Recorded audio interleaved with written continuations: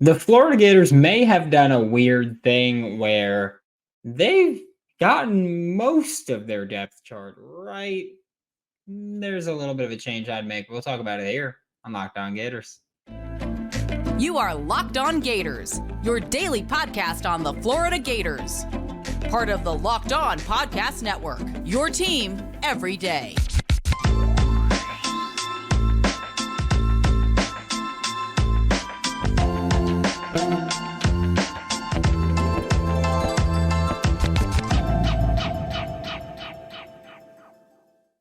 Hello and welcome back to another episode of Locked On Gators, part of the Locked On Podcast Network, your team every day. Thanks for making Locked On Gators your first listen of the day. We are available daily and free wherever you listen to podcasts. Happy Wednesday. I'm Brandon Olsen. Find me on Twitter at WNS_Brandon. Find all my written work with Whole Nine Sports, Giants Country, NFL 33. Today's episode of Locked On Gators is brought to you by Jase Medical. Empower yourself when you purchase a Jase case, providing you with a personal supply of 5 antibiotics that treat 50 plus infections. Get yours today at jasemedical.com. That's JASE medical.com. And as always on Wednesdays, the depth chart is going to come out tonight for the Florida Gators. I'm going to make some suggestions to the Florida Gators. They're probably gonna completely ignore them. However, there's a couple of things here. And again, some of these are suggestions. Some of them are just what I would do. I think one of the things that I would do and is moderately reasonable is putting Andy Jean over Khalil Jackson at wide receiver. And I'm not really the type of guy to go, oh, play the freshman. That's not generally how I like to approach things. And I understand that last week, Khalil Jackson had 4 catches for like 20, 25 yards. Andy Jean, I think, had 1 catch. But that's because for me, it's not just, the production. Because that's silly. That's not a winning approach to take. I do think, however, that it just might be time to just let Andy Jean run. He's done a good job so far of creating separation relatively consistently. I think that he's impressed when he's been given the ball and when he's been actually given the opportunity to catch the football and run from that point. And I think that it might just be time to get a little juice, we'll say. I mean, Andy Jean really only had opportunities against Charlotte. He had a big play, and Kentucky, he had a few catches. And I think that's where I really start to separate us to, okay, this is where he can make plays because he's got the deep threat ability, but he's also one of the smoothest route runners on the team. And if you watch this show or if you listen to this show, if you're not watching on YouTube, one of the things that I love about Ricky Pearsall is he's such a smooth route runner. And one of the things that I've been saying this team doesn't have much of are smooth, consistent, fluid route runners. Now, Khalil Jackson's not bad. I'm not saying that he's bad at all. I think that aside from Ricky Pearsall, Khalil Jackson probably runs the best crosser on the team here. I think Khalil Jackson has made great plays to we'll go back to the Kentucky game. It was 3rd and 12. He ran a route about 16 yards up, cut it back a couple yards, and picked up like 13 or 14 yards on the curl, sitting in the soft. Like, it was a great play. He's made great plays. I just don't think he's got the dynamic playmaking ability that this receiving room is looking for more of. Because now you have Ricky Pearsall, who can get open consistently as a route runner and can create yards after catch. You have Eugene Wilson III, who I'm not even going to pretend that he's playing wide receiver right now. Eugene Wilson III is playing gadget. And that's fine. Again, like I feel like I've said this before. I don't care that Eugene Wilson III isn't really running legitimate routes. I don't care that he's got an average depth of target basically at the line of scrimmage. None of that matters to me. It doesn't, because he's creating yards every opportunity he gets. So none of that matters to me. I don't care about that. And also, NFL teams are drafting guys to be gadget players now. I just think that Andy Jean adds a little bit of juice to the lineup. I think that he adds a more of a deep threat ability than any other receiver on this team right now, outside of what Aiden Mizell, who's not playing, who's not getting playing time. So I think that looking at Andy Jean, that's a big name that I would look at. He's got one of the farthest average depth of targets on this team right now. That's outside of, Caleb Douglas getting the ball thrown deep to him. Aiden Mizell has one too, although he only played in the McNeese State game, if I'm not mistaken. So I think Andy Jean adds the dynamic playmaking ability while also being a smooth and fluid route runner. I think that this team just needs more juice. It's as simple as that. So I think adding that juice would be with Andy Jean. Also, staying on the offense for really the entirety of the show, because we do have Hayden Hansen joining the show after this. But if Austin Barber, starting left tackle, isn't close to 100%, and by close to 100%, I mean if he's not like 95% healthy, I think that you put Damian George at left tackle again. I think they just go, okay, like fine, we're fine with take another week, put Damian George back at left tackle, keep Cameron Waits at right tackle with Lindell Hudson rotating in, and center. I think you can kind of give it a toss up here, and I don't mean that as I think that Kingsley Eguakin is a better overall player than Jake Slaughter right now. I think that Kingsley Eguakin probably right now has better NFL hopes than Jake Slaughter has right now. However, Jake Slaughter's improved in every game he's played in, or not every game consistently, but he's taken steps in every game that he's played in. He's improved in areas. And also, Kingsley Eguakin, the penalties are still a thing. Kingsley Eguakin has played in 2 games, and he's got 4 penalties. It's rough sometimes, okay? So I think you go Damian George at left tackle. Because let's say this. I think last week we saw maybe the best overall unit for the Florida Gators offensive line that we've seen this entire season. And I don't think that's being hyperbolic. I truly think that when you look at left tackle Damian George, left guard Richie Leonard IV, center Jake Slaughter, right guard Micah Mazuka, and right tackle being Cameron Waits, I think that was the best unit performance that we saw from this entire offensive line this whole season. And again, Lindell Hudson could rotate in on either tackle spot, no complaints. Najee Harris can rotate in at either guard spot, no complaints. And as for center, like I said, I think that the trade-off there is that Kingsley Eguakin's probably a better blocker. However, Kingsley Eguakin will also commit more penalties. Like I said, Kingsley Eguakin's played 2 games. He has 4 penalties in 130 snaps. Jake Slaughter has played 5 games, 254 snaps, has 2 penalties. Played almost twice as many snaps, half the penalties. When Kingsley played this year, he didn't look that good, but I understand that that's because of an ankle injury, so I'm not going to fault him too much for that. I understand, and I know people are going to be like, oh, it was PFF grade. There's certain things where PFF matters and PFF doesn't. And something like that, like, oh, we know his ankle's injured, that's why he's playing poorly. That's not something like PFF, like all grades and stats need context. So I think that if you look at Damian George, Richie Leonard IV, Jake Slaughter, Micah Mazuka, and Cameron Waits, you can roll into South Carolina with that lineup again and have a little bit of fun with it. I also think with that lineup, this offense is more willing to run more pull and more power games, power concept, where they've worked better than the wide zone blocking this year.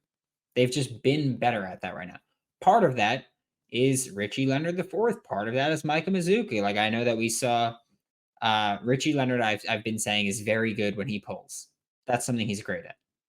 Micah Mazuka, he was the guard on GH counter here. I know the light makes it funky, but on GH counter right there, if you're watching this, he was that guard that pulls right here.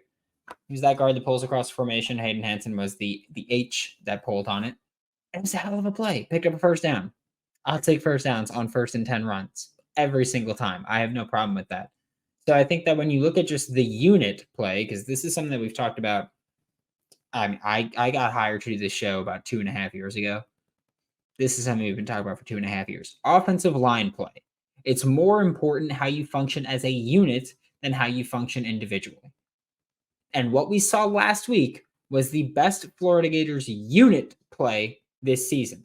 I understand Austin Barber is probably the most talented offensive lineman on the team. I understand Kingsley Watkins is probably the most talented center on the team.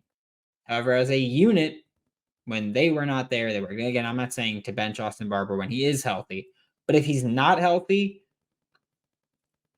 don't necessarily rush him back too much if you feel comfortable. Like, you got a bye week after this. It's very important that I think that's a big part of this. You have a bye week after this game. So that means if you have someone who's not 100%, just give them time. You can keep them active, and if things aren't going your way, then maybe put them in. But I don't think that you need to be in a rush to get somebody back when you have the bye week coming up, and you can have them really fresh going into the Georgia game off your bye. I think that's one of the reasons that I think Trevor Etienne is not going to play this week. Again, I have no idea if he's still going to be listed as questionable right now.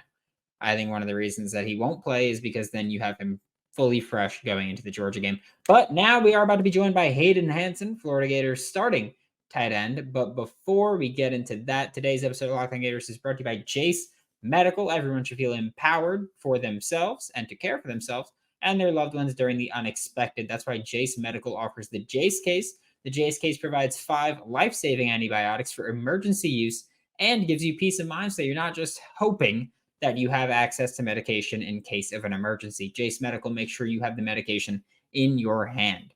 Jase Medical is simple. They handle everything from the online evaluation to licensed pharmacy medication delivery and ongoing consultation and care. Don't get caught unprepared. Save more than $360 by getting these life-saving antibiotics with Jase Medical, plus an additional $20 off by using code LOCKEDON at checkout on jasemedical.com. That's JASE medical.com using promo code Locked On. Joining me now for Locked On Gators, like he does every Wednesday, is Hayden Hansen, Florida Gators starting tight end. And Hayden, just this past weekend, of course, big win over Vanderbilt, second most points scored this season. Just what was before we talk about the actual game, what was the atmosphere like? Because it was homecoming, your first homecoming as a starter. Just what was that? I don't know. Mama Hansen was there. So just what was that like for you? Yeah, I mean, it was awesome. I mean, Napier emphasized all week that that's going to be us in 10, 15 years coming back, bringing our family, watching the team. And there's going to be a standard we expect for them to play at. And I feel like we did that. I was glad to see all the returning veterans and all the successful athletes getting honored there. And we're glad we could win. Yeah. And now I have to ask this. So against Charlotte, Arlis Boardingham, first career touchdown. And then against Kentucky, first career touchdown. And then against Vanderbilt, Arlis Boardingham, 2 touchdowns. Does that mean this weekend we can fully expect 2 touchdowns? Is that what we're looking for from you? I mean, I wish, man. We'll see. I mean, that would be great, But, yeah, I'm extremely proud of him. I mean, it's cool to see a guy you work so hard with get what he deserves. So, I mean, I enjoy playing next to him. I feel like we make a pretty good duo. So it's always good to see your boy scored. Yeah, what's that kind of been like? Because you and Arlis came in together as tight ends there for the 2022 recruiting class. And then now, last year, neither of you guys played. This year, you're both now worked into their starting rotation. And you both did it pretty early on into the season. I mean, you got your first start in week 2 after the Utah game, and then Arlis a couple weeks after that. So just what's that been like, where the parallels, despite playing the same position, both very different assignments and responsibilities, what's that been like just to grow together there? Yeah, man, it's cool. I mean, we both know we complement each other well because we each do things that are other person's weakness. Obviously he's more of a receiver threat. I'm more of a inline tight end. I mean, everyone does that. And it's just cool because you got to worry about 2 different things. We can always mix it up. You don't know who's going to do what. Because I can still run routes. He can still block. So you never know. We can always mix it up. So I feel like that really adds weapons to the offense. Yeah, and the last point on Arlis, just because it popped into my head, that red zone score that he had from like the 2-yard line. Where he lined up in the backfield, and then you guys ran that little boot slide. Just that's not something that we've really seen before in game. Is that something that you guys have been working on often at all, of just different alignments and kind of new things to throw at defenses? Yeah, I mean, I wouldn't say new. I mean, we've had it in. Just it was a good time to call it, so we did. Yeah, and then now, actually, you there, you and Vanderbilt's quarterback Ken Seals, both Weatherford Ruse. Just what was that like? Because if I'm not mistaken, this is the first time you've played against someone from the same high school as you. So just what was that like to obviously be on opposite sides and obviously get the win, but just you never really had that opportunity until now. Yeah, I mean, it's very cool. It was just awesome watching him play. He started he was a true freshman at Vanderbilt. Started that whole first season, and then things didn't go his way. And he's finally getting a chance to get back on the field now, and it was awesome seeing him. I remember, so his senior year was the year I moved to Weatherford, so I always looked up to him, and it was cool to actually get to play him and even beat him too. I felt better, but yeah, I mean, it was cool. We got a picture, it definitely makes the high school proud that you come from. We try to. I mean, Weatherford hasn't been on the map as lately. I think we have about 41 kids in the last 4 years. I think one in each class. So. It's good to spotlight, down in Weatherford. Yeah, I don't think I think there's been one kid from my entire high school to go any college level football. So yeah, little bit different there. But you said that so your year with Weatherford with Ken Seals as a senior year, you guys had 1 year of overlapping. Yes, sir. Yeah. So I never played with him. The year I moved here was his last year, so he left. Okay, so quarterbacks both there, and then I was still a quarterback at the time. I was like generally moving over there to fill in for him after he left for quarterback, and then the college scouts and stuff kind of swayed me to try tight end, and here we are. I mean, starter in the SEC. They kind of nailed that one a little bit. And then this coming weekend, you guys have South Carolina. Absolutely walloped them last season, 38-6. They had a special teams touchdown, and that was it on a fake punt. But how has prep changed going into this game? Because we know that Billy Napier has said, hey, we're going to travel earlier than usual. So we know that's changed a little bit. Is there anything else going on that's different compared to previous road games? No, I mean, it's just we're prioritizing sleep a little more for sure. We're getting there a couple hours earlier, just trying to settle down before we play and just get off to a quick start.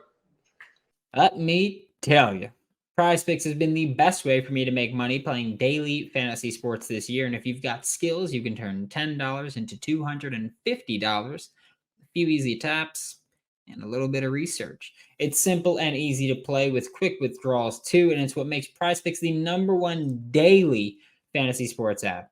Had a little 3B hit this past Sunday, taking Zay Flowers more than 43 receiving yards, Tua Tagovailoa more than 275 passing yards, and Cooper Kupp more than 63 receiving yards. Cashed easily. All of them really cashed easily. It was awesome. Go to prizepicks.com/lockedoncollege and use code LOCKEDONCollege for a first deposit match up to $100. PrizePicks is daily fantasy sports made easy. And against Vanderbilt, I mean, it was fun to see the offense get going, really. And I know that there were not Etienne was there, Montreal Johnson was available, Trayon Webb was available. Just what is it like, or is there any difference, I guess, blocking for the different backs? Like, do you have to hustle more for guys that are kind of trying to trigger through the hole quicker, or someone more patient? Is there any difference with that, really? Yeah, I mean, everyone has different styles, At the end of the day, you try not to change your blocking for them, but I mean, it just depends, I try to do the job for everyone, just do it perfectly. But I mean, there definitely is different styles they have, and it definitely impacts the way we block. And I know that I know we see this kind of frequently where running back puts their hand on the back of the tight end or the blocker or anything. Do you guys ever and I ask this as someone who genuinely has no idea about this part. Do you guys ever have to practice that, or is it just he's like, hey, just get the hell out the way, or does he have to move you left or right? It's just natural. I mean, we don't really practice that now. And you guys did break out the GH counter that we talked about, and people who watch this show have seen me draw it on a freaking legal pad 100 times. It's a beautiful sight. It's a beautiful sight. Hang on, I got a picture of it right here. Actually, sent it to me today. Let's see here. It was right here. I don't know if y'all can see that. There we go. Yeah.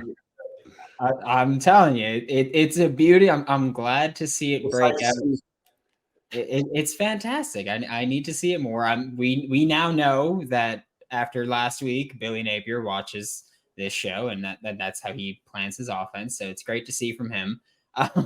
But you guys ran that GH counter, and also, if I'm not mistaken, the Ricky Pearsall touchdown was a GH counter bluff where you then ran the reverse. Trick plays like that. I need to end the double pass with Khalil Jackson. Was something, but trick plays like, is that something that you guys really get the opportunity to work on often, or is it just like, hey, this is in the playbook, we might break it out, but we're not going to commit too much time to it? Yeah, I mean, everything y'all see in the game, we work extremely hard on all week. So we take every scheme seriously, like we're going to run it, and if we don't, we don't. But I mean, every play y'all saw, even the one way it didn't work out, we ran it a million times in practice. So I have to ask, have you guys been giving Khalil Jackson a little bit for that? Well, that was a duck that he threw up. Well, what happened was I was in front of him. I was supposed to pass protect basically for him, and no one came at first. I was like, oh shit, something's about to happen because they dropped back way too many people on one trail. I was like, this is either going to be a dot or something bad's going to happen. And then I was like, just felt him hold the ball behind me, and I felt like he just let it go too late and then moved right off the field. But I mean, at the end of the day, I guess you could say it was like a good punt. But has he tried to be like, but I was a high school quarterback? Like, that's, you can trust me to do it. Yeah, he's got the arm now. So yeah, oh yeah, no, it was that. It was just straight up into the air a little bit there. But it's also fun to be in the position to get to make those plays. Like, I'm not gonna complain about that. Just didn't work out. But if it did, he would have been on highlight reels for the rest of the year. Not so much now. But I am curious before I let you go, who are some of the I guess the depth guys that you see in practice that stand out, like guys we don't get to see much on Saturdays. Like we haven't seen much of Jaden Robinson, for example. So who are just some guys that you see on scout, offense or defense, that really stand out for you? Yeah, I mean, so we start with defense, just for the scouts to give us good looks. Quincy Ivory is one of them. We go at it. He's a really good job at executing the other team's looks. And then we go see offense. Trying to think of, give me a position group. Make it easier. Let's say just wide receiver. Okay, so wide receiver. Aiden Mizell, he always shows off the speed in practice. You know, if you take one wrong step, he's right past you. So that's one too. He had a really good fall camp too.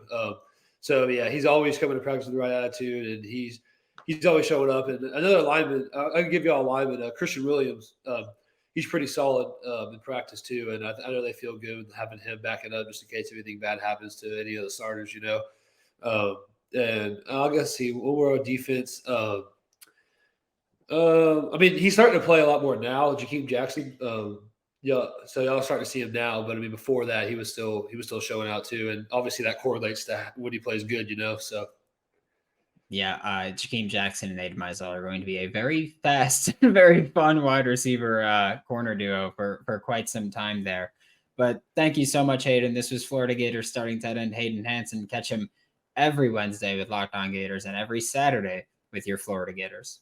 That's the end for making Locked On Gators your first listen of the day. Every day we are available daily and free wherever you listen to the podcast. We'll be back tomorrow as it's crossover Thursday with Andy Lyon of Locked On Gamecocks, and we're gonna have a fun one. I just know that every time that we link up, it's a good time. It's like Kanye and Jay-Z. That's us.